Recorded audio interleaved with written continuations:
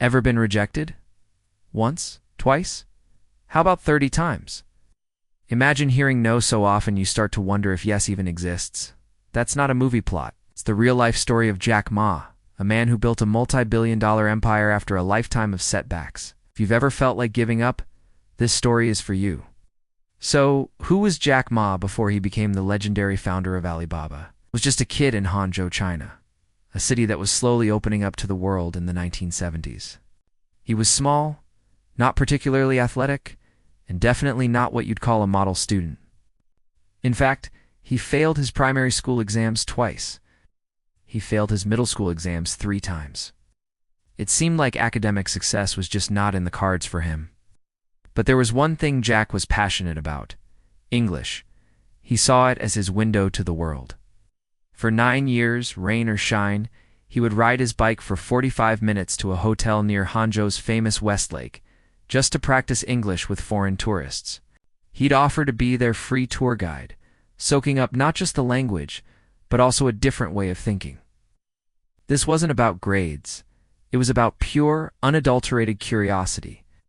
This daily pilgrimage wasn't just a language lesson. It was the foundation of his global perspective. When it came time for college, the rejections piled up again. The Gaokao, China's notoriously difficult university entrance exam, was his Mount Everest. He failed it twice. The first time, he scored a laughable 1 out of 120 on the math section. Imagine the disappointment, the feeling of being completely out of your depth. Friends and family probably told him to be realistic, to find a simpler path. But Jack was stubborn, studied relentlessly, and on his 3rd attempt he finally scraped by and was accepted into what he called the worst university in his city, Hangzhou Normal University, where he trained to be an English teacher. After graduating, his job hunt began, and so did a new chapter of rejection. He applied for over 30 different jobs and was turned down by every single one. He applied to be a police officer. They told him, "You're no good." He even went to KFC when they first opened in his city. 24 people applied for the job, 23 were hired. Jack was the only one who was rejected. Can you imagine the blow to your self-esteem? Being told you're not even good enough to work at a fast food restaurant? At this point, most people would have thrown in the towel. But for Jack, these weren't failures. They were just data points. He later joked, "I was getting used to being rejected. Even Harvard University rejected him." 10 times, he'd send an application, get a rejection letter, and then send another one.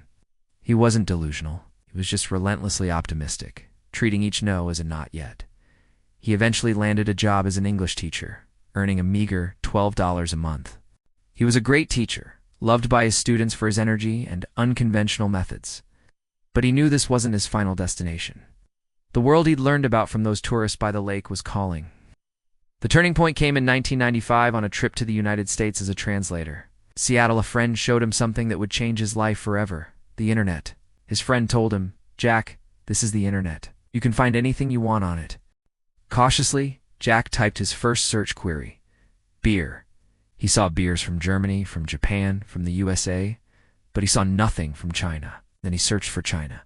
0 results. It was at that moment that a light bulb went off. He saw a massive opportunity. He realized he could use this powerful new tool to connect Chinese businesses with the rest of the world. He went back to China, filled with this incredible vision. He gathered 17 of his friends in his tiny apartment and pitched them his idea for an online marketplace. He told them about the internet, a concept most of them had never even heard of. He spoke for 2 hours, passionately laying out his dream. They weren't tech experts. They were his students, his friends, his wife. They pooled together $60,000 to start a company he decided to call Alibaba. Why Alibaba? Because it was a global name, easy to spell, and it evoked the story of open sesame, the idea of opening doors to hidden treasures for small and medium-sized businesses. The early days were incredibly tough.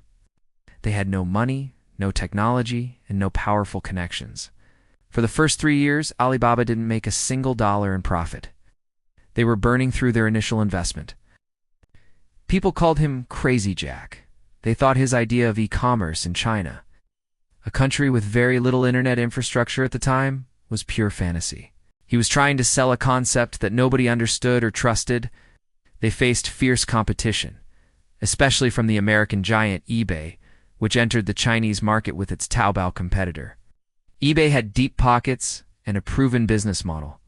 They poured millions into advertising. Alibaba, on the other hand, was the underdog. How could they possibly compete? Jack's strategy was brilliant. He made Taobao completely free for users, focusing on building a community and a user base first. He understood the Chinese market better than anyone. He knew that for e-commerce to work in China, it had to be built on trust and relationships, not just transactions.